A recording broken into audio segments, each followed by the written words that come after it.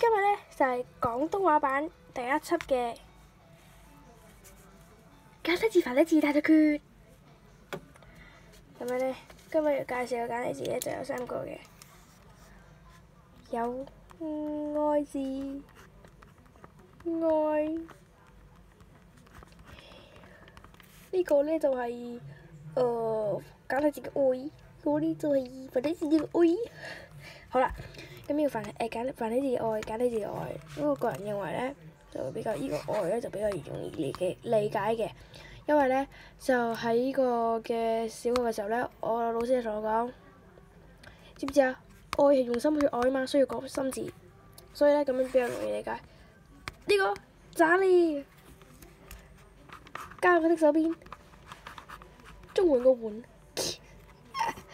好啦，咁第二個咧。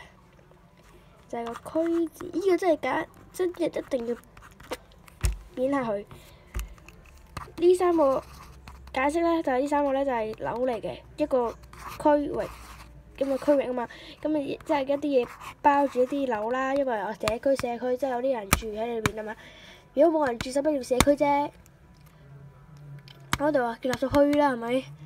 呢個咧就係簡體字嘅智障。這樣子啊，嚇咁嘅樣喎，包住咩 X， 包住 X 係咪？要包住 X 交叉。總之咧，你喺呢個區做咩交叉係咪要咁樣？哇！第3個字，第3個字就係門字，呢